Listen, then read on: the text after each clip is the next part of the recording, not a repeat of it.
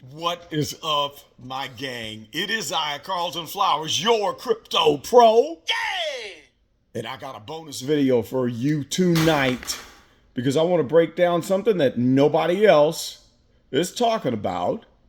And none of the cringe people in the crypto YouTube space are going to tell you the truth about this.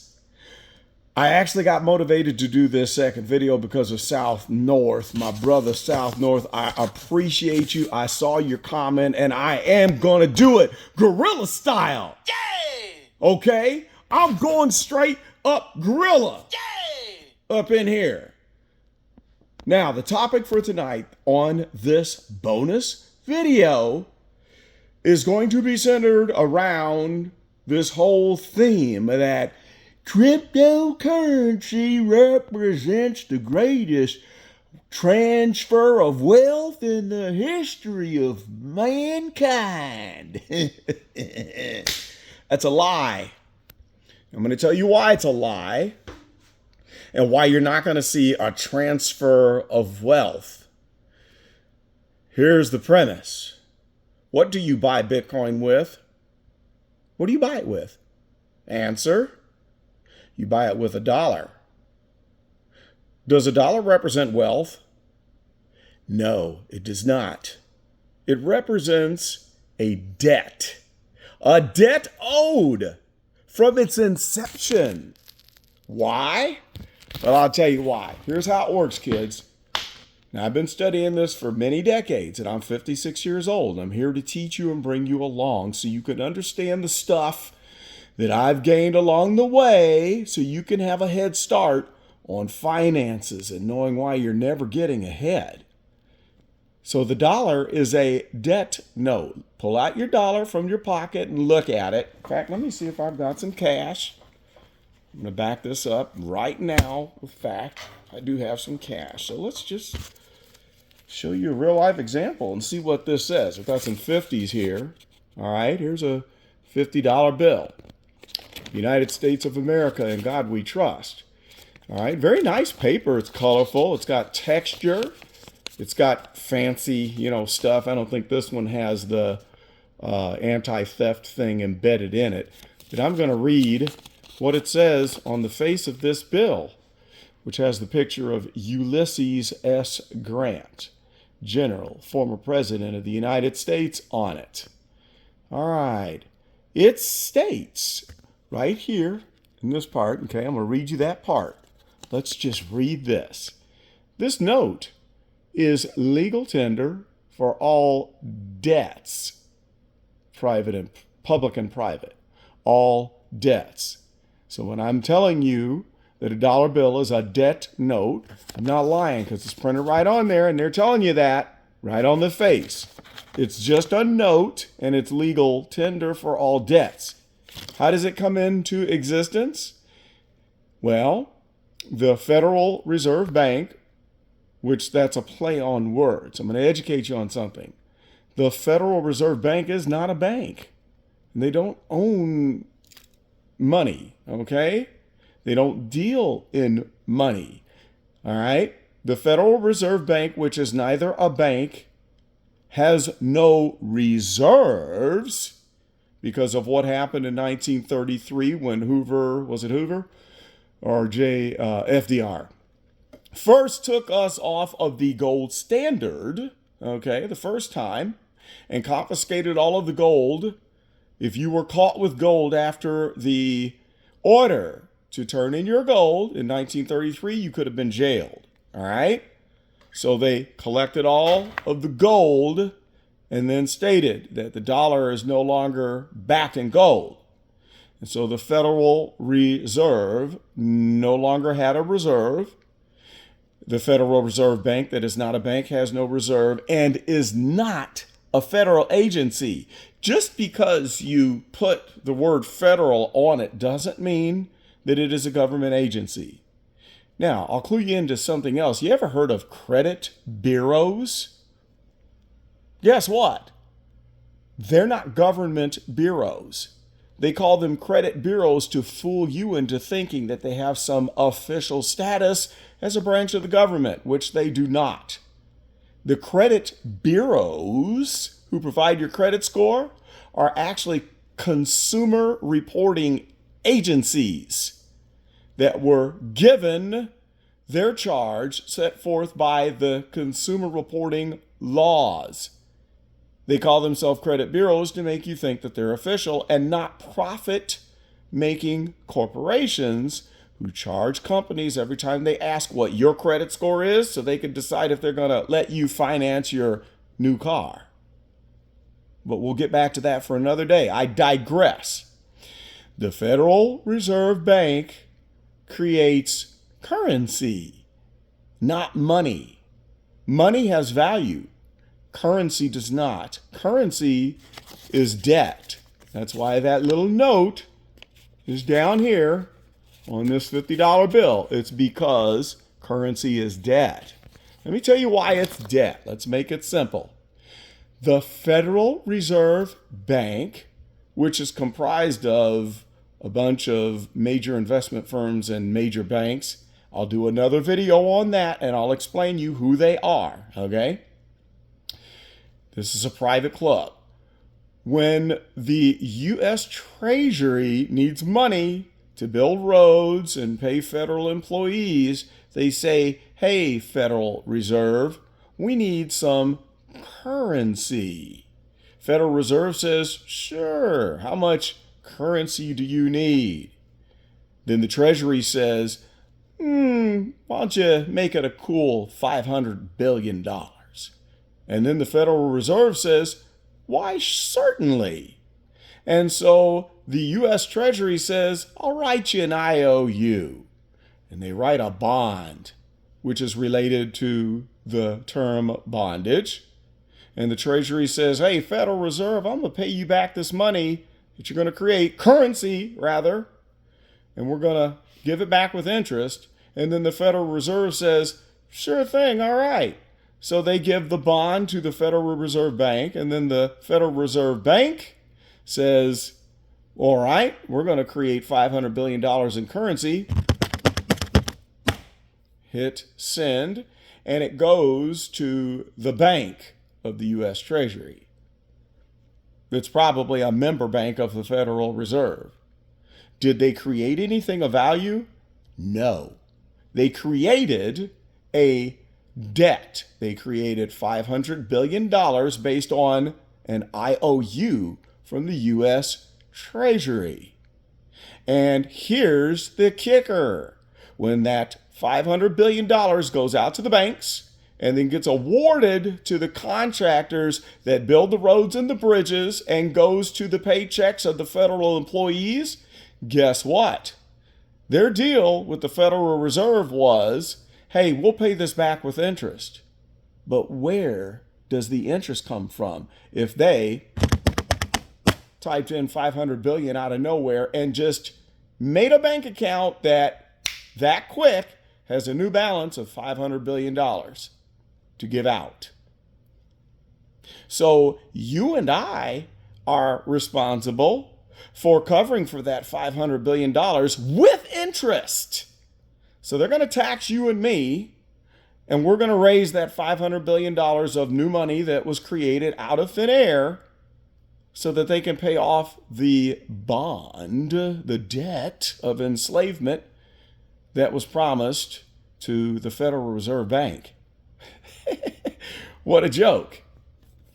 Now, some of you think that federal taxes pays for the debt every year, and that is a fallacy. Your taxes don't cover all the roads and the bridges and the federal employees and everything that we need to spend money on, like $115 billion for bombs to the Ukraine to blow up Russians. That comes from the Federal Reserve doing this. The only reason why you're paying federal taxes is so the government can make sure that you continue working, because you're going to have to work harder and longer to give back 30% of the money that you earned. And then it places value on the dollar. And when value is placed on the dollar, it remains strong throughout the world economy. Now, for all of you who are worried about the national debt, that's dumb. Do you really think the Federal Reserve Bank and the Treasury and our leaders are worried about the rising national debt? No, they're not. All they have to do is hit enter and send a number to a bank account. And guess what? The joke's on you and China and Europe and Argentina and Russia and everybody else who thinks that just because the Federal Reserve Bank went and made up a number, that that's valuable. So then they buy bonds. And then we sit around screaming and crying, oh my God, the U.S. is in debt to the world, when the Federal Reserve Bank is sitting back laughing because all they have to do is they have no intention of ever paying it back. The debt will only get higher. We'll never run a credit. Why? Because our currency system is a debt-based system. How will a debt-based system ever run a surplus and have value as a currency or as a money supply? I'll let you sit and think about that for a little while. A debt-based money system where they tell you right on the note this is a debt. We print more debt every year to make people work and enslave them, but you think they have an intention of lowering the national debt. It's so dumb. As long as they can print more money, which just means typing a number and entering it into a computer to make people work, they hand it out and people take the worthless currency and they spend it. All they want to do is keep people spending and keep the economy going. Now, back to the topic. You're buying Bitcoin with $1. If I want $50 worth of Bitcoin, I'm buying it with something that says that it's a debt.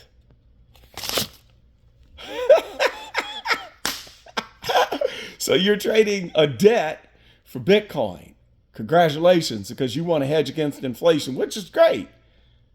But does that mean that there's going to be a transfer of wealth? You're going to be rich and all the rich people are going to be poorer because you're going to beat them to the punch buying Bitcoin, right? Now, how's there going to be a great transfer of wealth where all the poor become rich and the rich become poor when BlackRock is out there buying Bitcoin?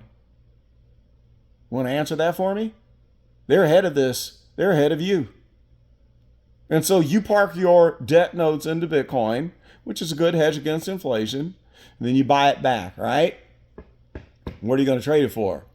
Debt notes. Because I guarantee you, you're never going to spend the money, Bitcoin, which is money. You're not going to be spending your Bitcoin in the grocery store. Who would spend their Bitcoin? That's like somebody taking a gold nugget to the grocery store to get their groceries. They're not going to do it. A gold nugget is something you park your debt into as a hedge against inflation.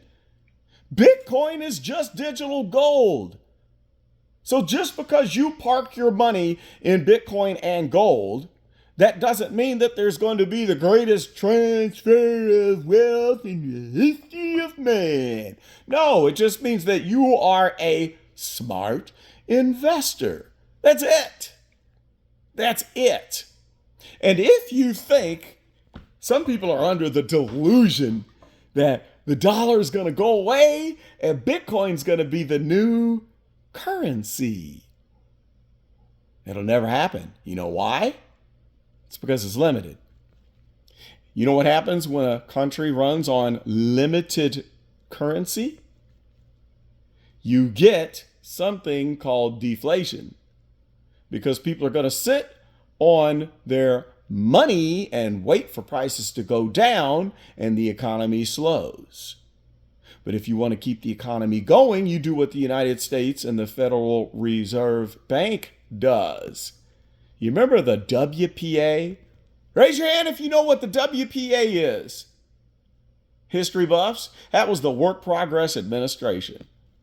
And so when we put people to work, we print money and encourage them to work and spend that money. Why do you think they handed out stimulus checks when you got your stimmy during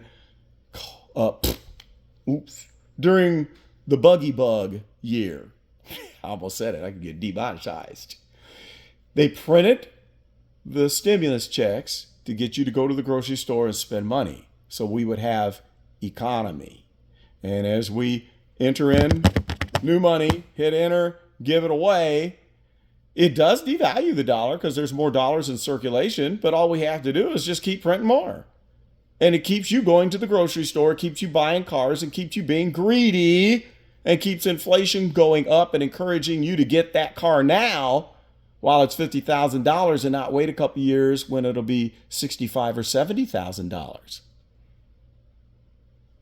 So I'm going to talk more in the future about how you can beat this game and not end up broke.